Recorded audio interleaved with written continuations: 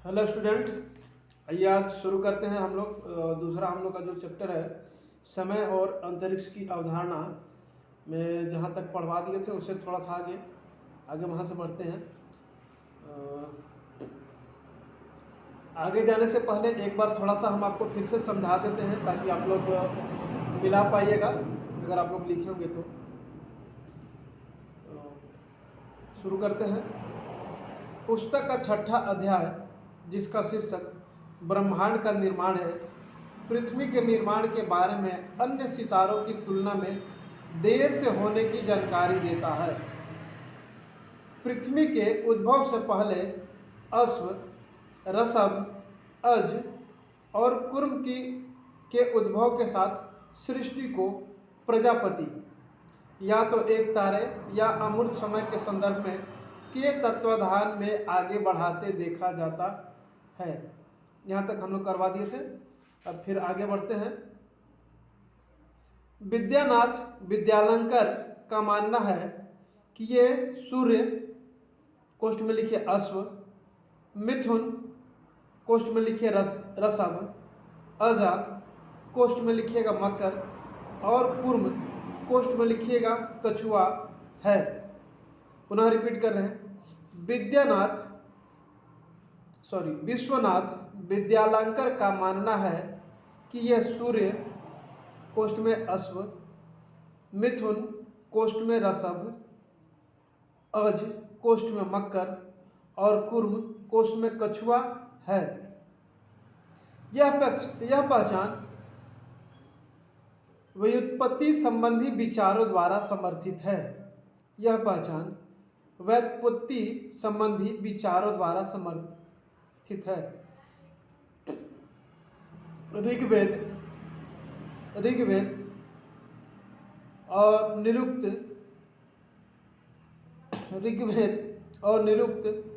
अश्व को सूर्य के रूप में परिभाषित करते हैं। अजा यानी बकरी, अजा कोष्ठ में बकरी को निघंटु में सूर्य के रूप में परिभाषित किया गया है और नक्षत्रों के लिए वैदिक और बाद के यूरोपीय नामों में हम जो निरंतरता देखते हैं, कुर्म कश्यप अथवा कछुआ का पर्यायवाची है, जो कैसिओपिया कोष्ठ में लिखिएगा ग्रीक कैसिओपिया से कोष्ठ में ग्रीक कैसिओपिया से कोष्ठबंध जैसा है, यानी कि कुर्म कश्यप का पर्यायवाची है जो कैसिओपिया जैसा है और यह ध्रुव के निकट होने के कारण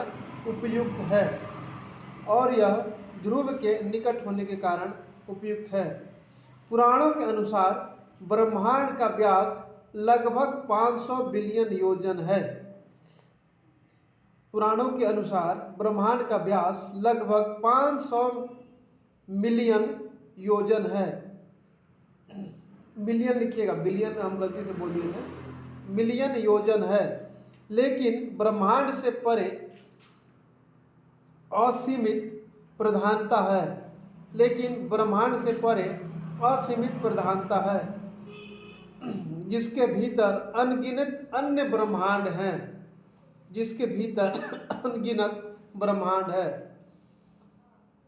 वेदांग ज्योतिष से सूर्य, चंद्रमा, नक्षत्र, चंद्र, सौर कैलेंडर तथा समय के निर्धारण के बारे में पर्याप्त जानकारी मिलती है। वेदांग ज्योतिष से सूर्य, चंद्रमा, नक्षत्र, चंद्र, सौर कैलेंडर तथा समय के निर्धारण के बारे में पर्याप्त जानकारी मिलती है।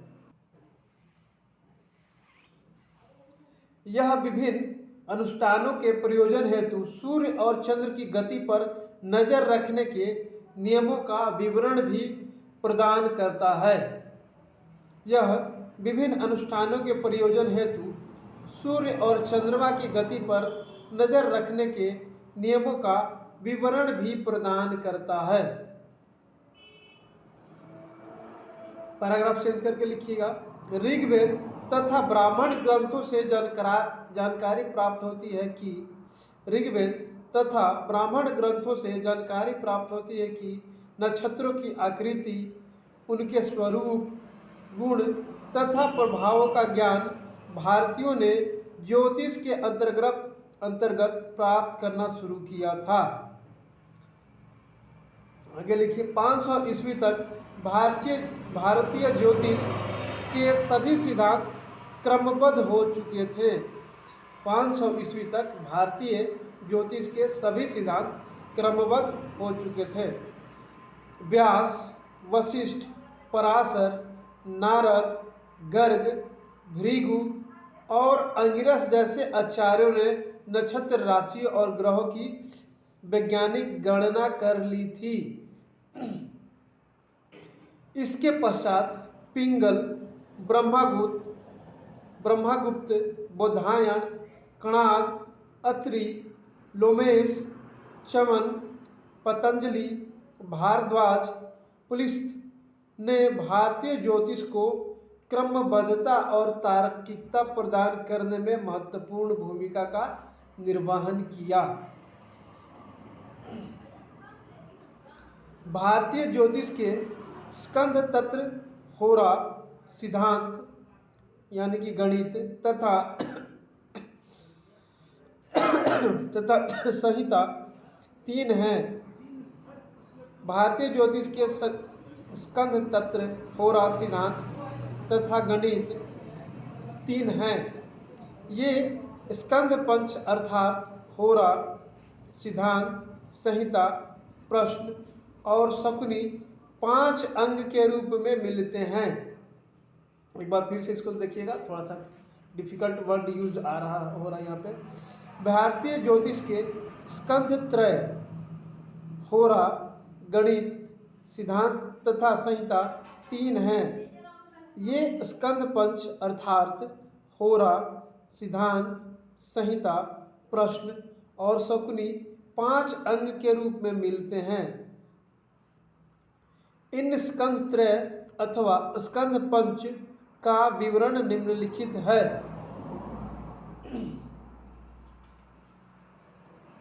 अब लिखिएगा होरा। होरा डैश देके लिखिए आगे।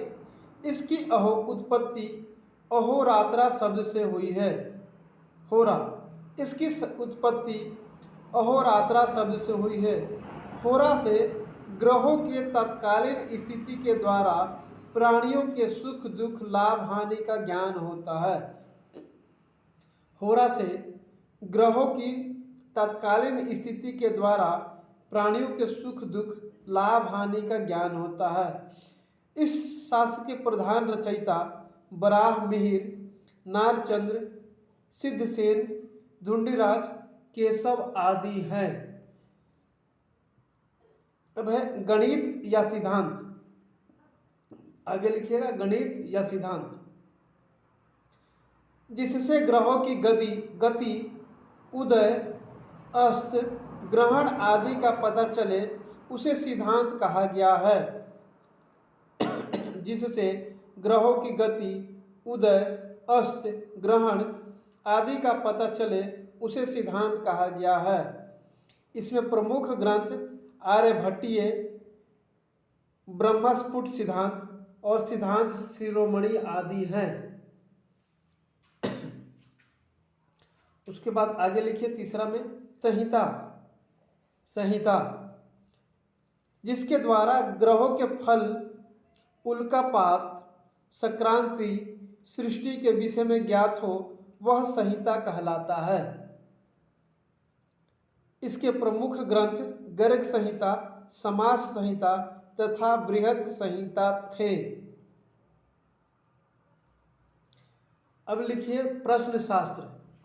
प्रश्न शास्त्र होरा, संहिता तथा सिद्धांत के अतिरिक्त प्रश्न शास्त्र भी ज्योतिष शास्त्र का ही एक वैज्ञानिक स्वरूप था। यह तत्काल फल देने वाला शास्त्र था।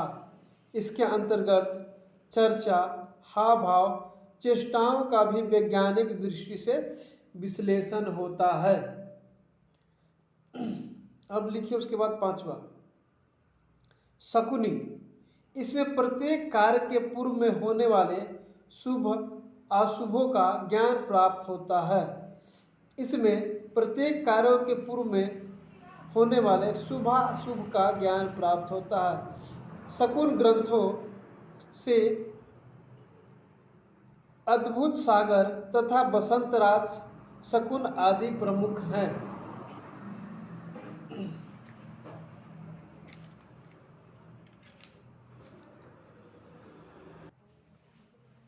आगे हेडिंग देख के लिखिएगा, भारतीय ज्योतिष तथा खगोल शास्त्र में नक्षत्र। भारतीय ज्योतिष तथा खगोल शास्त्र में नक्षत्र। आइए लिखते हैं, भारतीय ज्योतिष तथा खगोल शास्त्र में नक्षत्रों का महत्वपूर्ण स्थान है। प्राचीन काल में मनुष्यों को न केवल नक्षत्रों के नामों तथा उनकी स्थिति का ज्ञान था, वरन उनके द्वारा मनुष्य पर पड़ने वाले उनके प्रभावों की भी भली भांति परिचित थे। आकाश में तारा समूह को नक्षत्र कहते हैं। साधारणतः यह चंद्रमा के पथ से जुड़े हैं, पर वास्तव में किसी भी तारा समूह को नक्षत्र कहना उचित है। ऋग्वेद में एक स्थान पर सूर्य को नक्षत्र कहा गया है।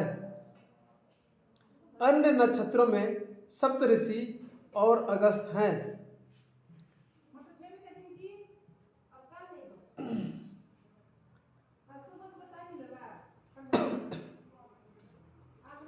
नक्षत्र सूची अर्थवेद, तैत्तिरीय संहिता, शतपथ ब्राह्मण और लंघन के वेदांग ज्योतिष से मिलता है। भागवत पुराण के अनुसार ये नक्षत्रों की